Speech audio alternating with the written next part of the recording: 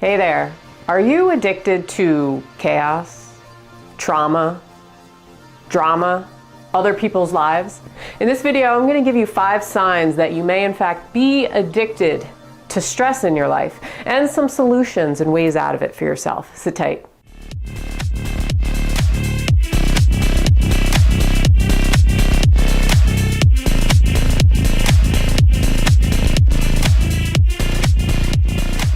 So what is the meaning of chaos? What does it mean to you?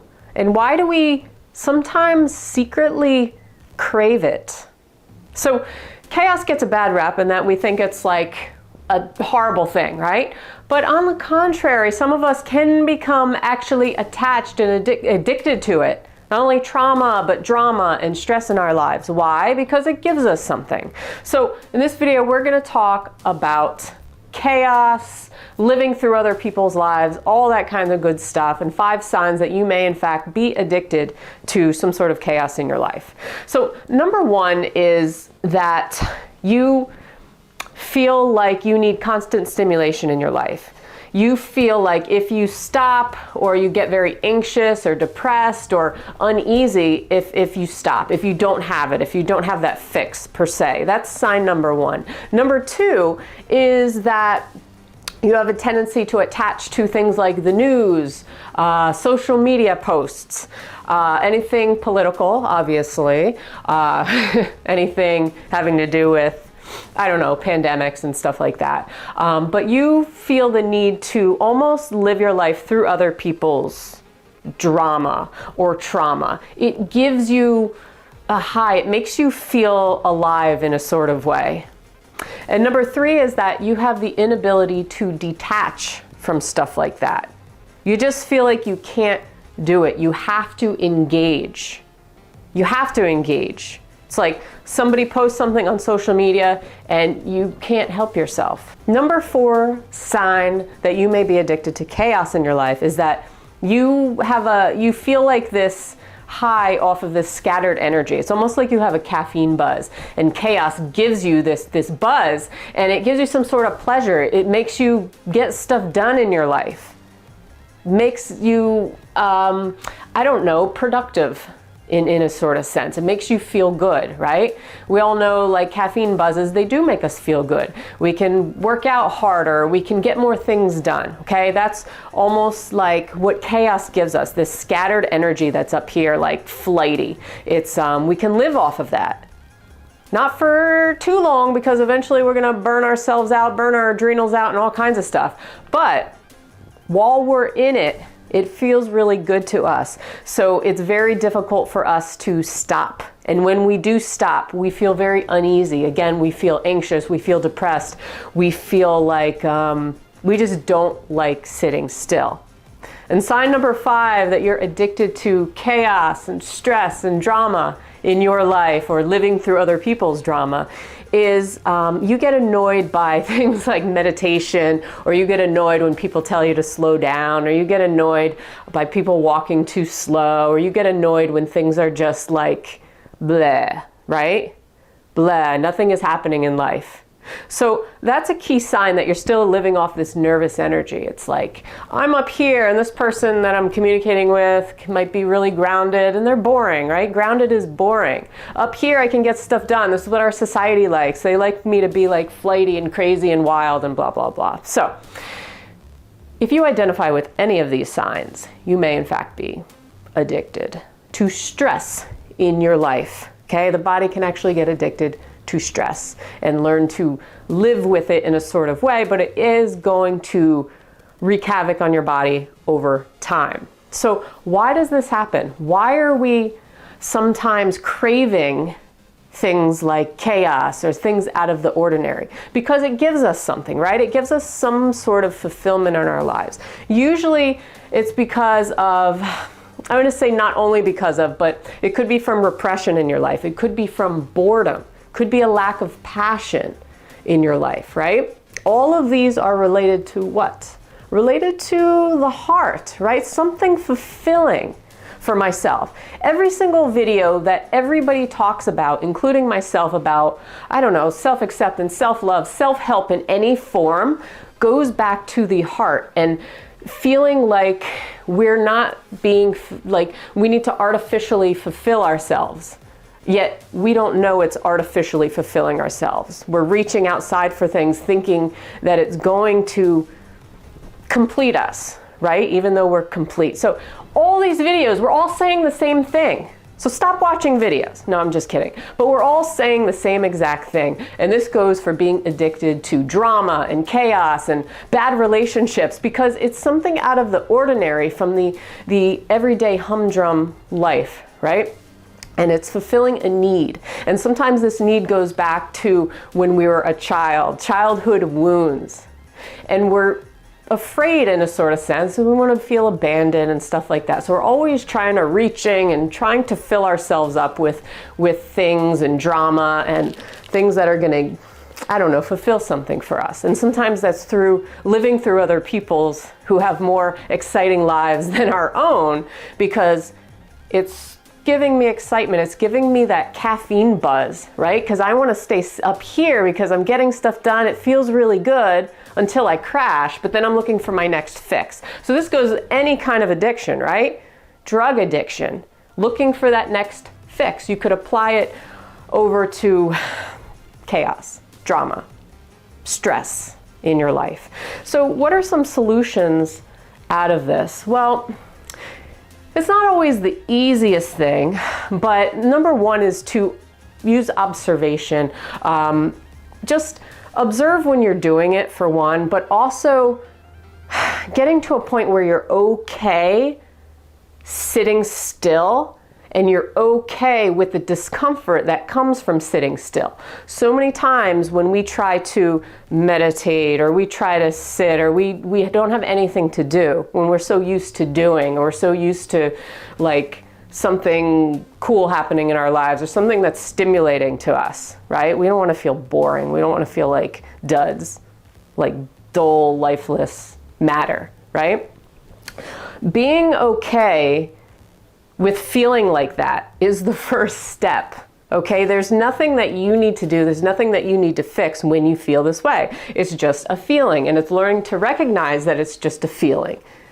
And it's in a sense, our ego getting in the way, because the ego is always going to be like, oh, well, you know, it's going to try to manipulate us in certain ways and say, oh, well, you know, you need to be doing something right now.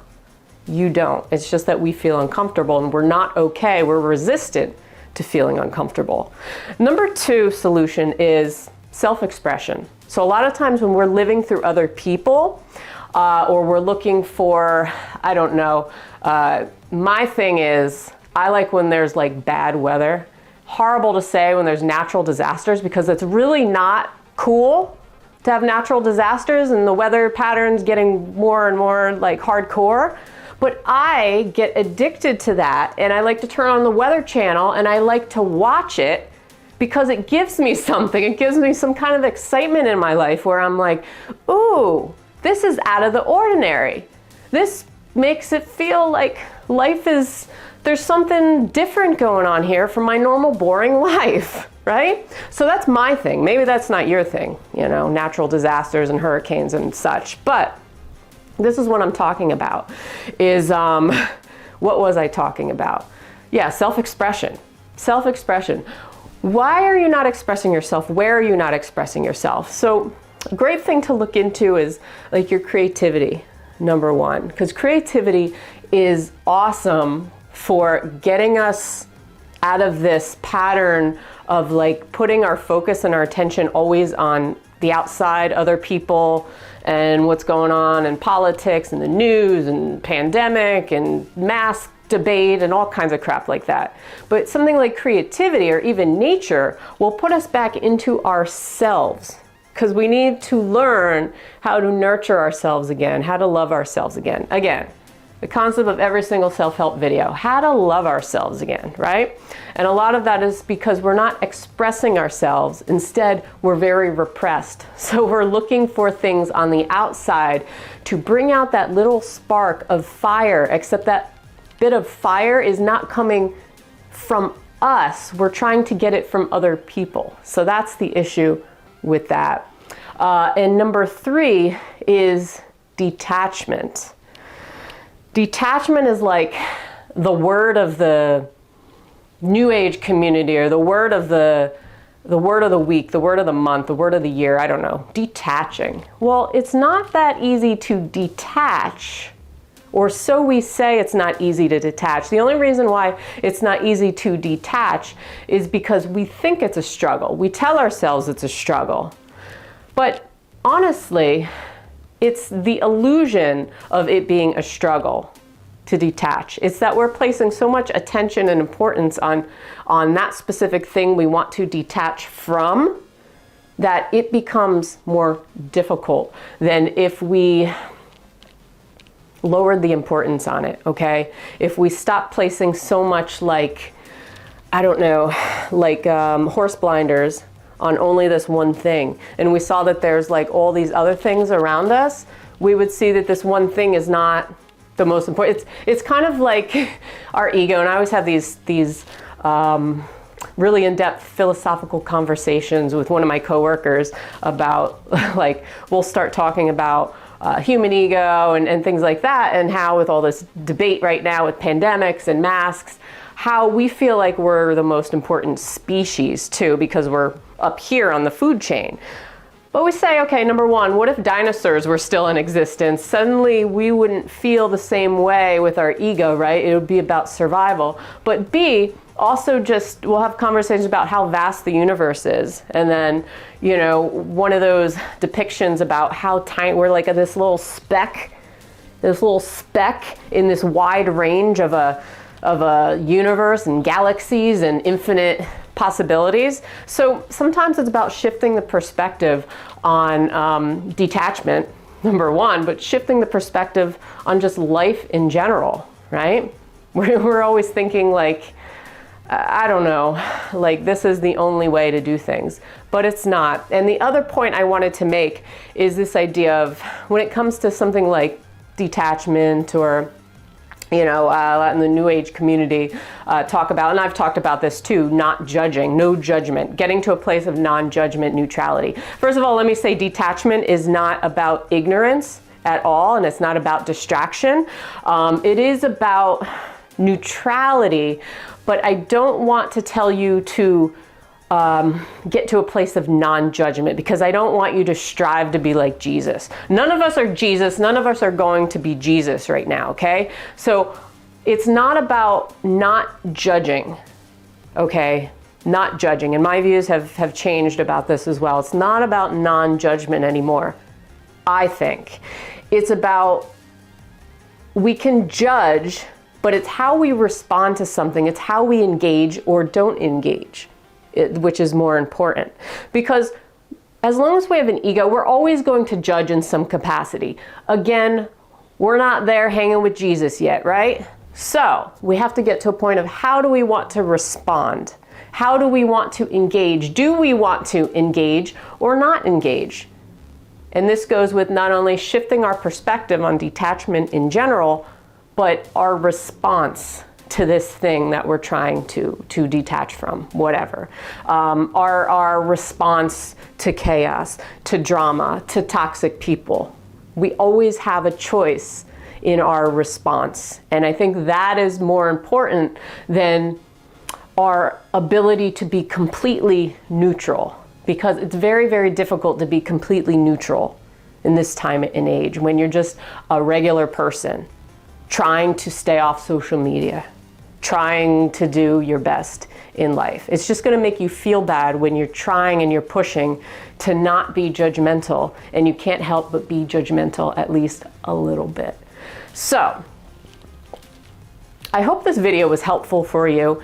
If you find that you are addicted to chaos, to, I don't know, other things to help you to make you feel alive in your life, to make you feel passion, because that's what it is. It's a lack of feeling that fire within, that spark. It's a fire deficiency in a certain sense, right?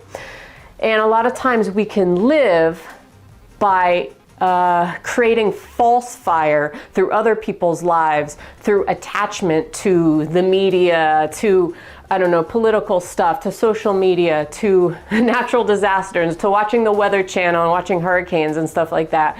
It's not a bad thing, but sometimes it can get to a point where we forget about ourselves and living our own lives and expressing ourselves, okay? So we place all our attention on other things that are not us. So I want us to get back to us. That's the point of this video. That's the point of every single self-help video, right? Getting back to yourself, to your home base. Anyway, let me know if you like this video. I appreciate it. Subscribe if you want to. I put out new videos every single week on all sorts of topics for you. Hit that like, subscribe, notification bell, whatever it is, and I will see you on the next video. So peace.